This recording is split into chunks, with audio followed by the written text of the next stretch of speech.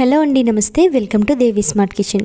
ఈరోజు వీడియోలో first tip వచ్చి బియ్యం అనేది ఎవరైనా సరే ఎక్కువ క్వాంటిటీలో తెచ్చుకుని స్టోర్ చేసుకుంటూ ఉంటాం కదా. కానీ మనం బియ్యం తెచ్చుకున్న కొన్ని రోజులకే పురుగు పట్టేస్తూ ఉంటుంది కదండి.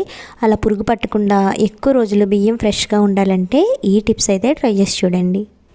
దీనికోసం ఇక్కడ నేను టిష్యూ పేపర్స్ అయితే తీసుకున్నానండి. న్యూస్ పేపర్స్ అయినా పర్వాలేదు. ఇప్పుడు ఇందులోకి 1 టీ స్పూన్ ఆఫ్ పసుపు అయితే వేస్తున్నానండి.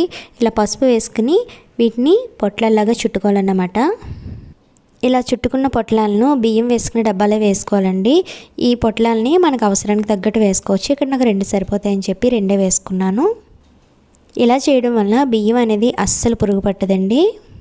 అలాగే వేపాకు దొరికిన వాళ్ళు వేపాకుని కూడా బియ్యంలో వేసుకోవడం వలన బియ్యం అనేది అస్సలు పురుగు పట్టదండి. ఈ టిప్ మీకు యూస్ఫుల్ అనుకుంటే కనుక తప్పకుండా ట్రై చేయండి. అలాగే నెక్స్ట్ టిప్ వచ్చి మనకి నిమ్మరసం కావాల్సి వచ్చినప్పుడు నిమ్మకాయని అయితే నార్మల్గా కట్ చేసుకుని రసం తీసుకుంటూ ఉంటాం కదా. అలా చేయడం వల్ల నిమ్మరసం అనేది చాలా తక్కువ వస్తుంది. ఎలాంటి నిమ్మకాయలోంచి అయినా సరే రసాన్ని ఎక్కువ మొత్తంలో తీయాలంటే ఈ టిప్ అయితే ట్రై చేసి చూడండి.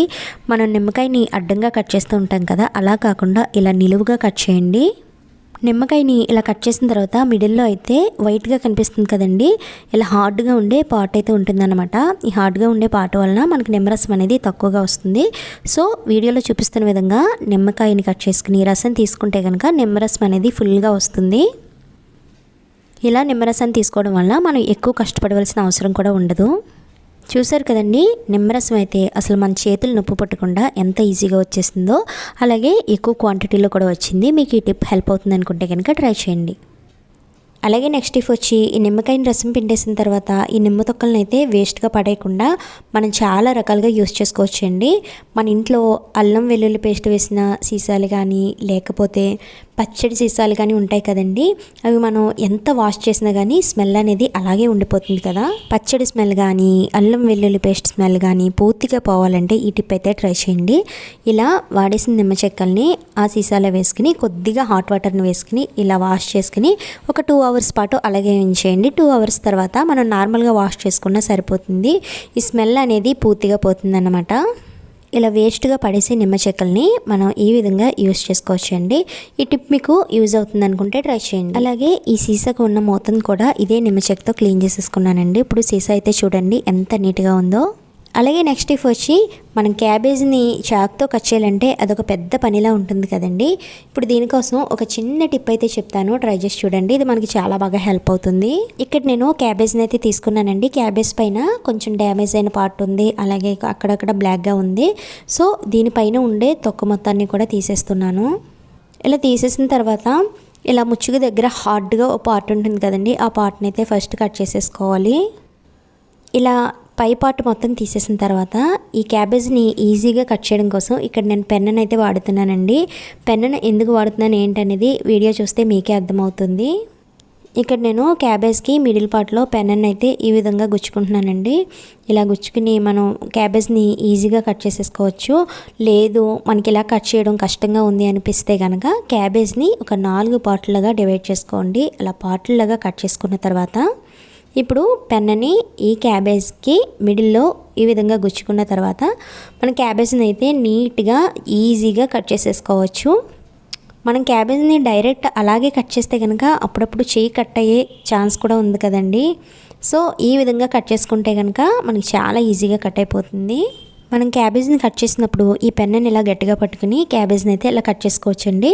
డైరెక్ట్ ఇలా కట్ చేయడం వల్ల మళ్ళీ రెండోసారి అవి చిన్న చిన్న పీసెస్లా కట్ చేసుకోవాల్సి వస్తుంది. సో అలా కాకుండా ఇప్పుడు నేను వీడియోలో చూపిస్తాను చూడండి, ఇలా వన్ సైడ్న చిన్నగా వచ్చేటట్టు కట్ చేసుకోండి. మనకి ఈజీగా అయిపోతుంది అన్నమాట. మళ్ళీ మనం రెండోసారి కట్ చేయాల్సిన అవసరం కూడా ఉండదు. చూసారు కదండి ఎంత సింపుల్గా ఎంత ఈజీగా కట్ అయిపోతుందో. ఇలా మనం ఎంత పెద్ద క్యాబేజ్నైనా ఒక పెన్ను సహాయంతో చాలా సింపుల్గా కట్ చేసేసుకోవచ్చు అన్నమాట.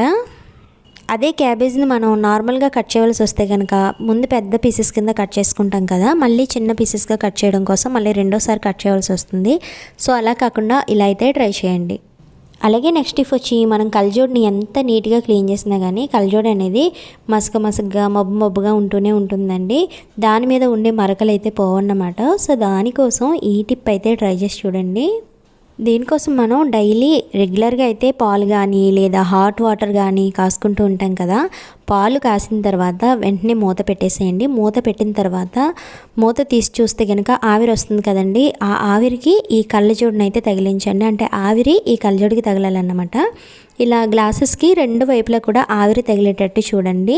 ఇలా ఆవిరి తగిలించిన తర్వాత ఒక మెత్తటి క్లాత్తో తుడుచుకుంటే కనుక కళ్ళజోడు అనేది చాలా నీట్గా కనిపిస్తుంది. దీనికోసం మనం బాగా కష్టపడవలసిన అవసరం అయితే లేదు. ఇప్పుడు నేను ఒక మెత్తటి క్లాత్తో క్లీన్ చేసి చూపిస్తాను చూడండి. మనం ఇలా క్లీన్ చేసుకోవడం వల్ల కళ్ళజోడు అనేది ఎప్పుడు కూడా మెరుస్తూ మంచి షైనింగ్తో ఉంటుందన్నమాట. ఈ టిప్ కూడా మీకు యూస్ఫుల్ అనుకుంటే ట్రై చేయండి. అలాగే నెక్స్ట్ టిప్ వచ్చి కళ్ళజోడు రెగ్యులర్గా పెట్టుకునే వాళ్ళకి కళ్ళజోడు అనేది అప్పుడప్పుడు లూజ్ అయిపోతూ ఉంటుంది కదండి. అంటే మనం పెట్టుకున్నా కానీ జారిపోతూ ఉంటుంది. లేదా బైక్ మీద జర్నీ చేసినప్పుడు కూడా కళ్ళజోడు అనేది పడిపోతుంది అన్న టెన్షన్ అయితే ఉంటుంది కదండి. సో అటువంటి టెన్షన్ ఏం లేకుండా ఈ టిప్ అయితే ట్రై చేసి చూడండి. దీనికోసం ఇంట్లో ఉన్న 2 రబ్బర్ బ్యాండ్స్ని అయితే తీసుకోండి. రబ్బర్ బ్యాండ్స్ తీసుకున్న తర్వాత కళ్ళజోడికి చివరి వైపున ఈ విధంగా వేసేసుకోవాలి. కళ్ళజోడికి 2 వైపులా రబ్బర్ బ్యాండ్ వేసిన తర్వాత ఇప్పుడు పెట్టుకోవడం వల్ల గ్రిప్ ఎక్కువ ఉంటుంది కాబట్టి పడిపోయే ఛాన్స్ అస్సలు ఉండదండి. కళ్ళజోడు పెట్టుకునే ప్రతి ఒక్కరికి కూడా ఈ టిప్ అయితే చాలా బాగా హెల్ప్ అవుతుంది. ఇంతేనండి. ఇప్పుడు వీడియోలో చూపించిన టిప్స్ అన్నీ కూడా మీకు నచ్చినట్లయితే తప్పకుండా వీడియోని లైక్ చేయండి, షేర్ చేయండి, కామెంట్ చేయండి. అలాగే మన ఛానల్ని సబ్స్క్రైబ్ చేయండి. Thanks for watching.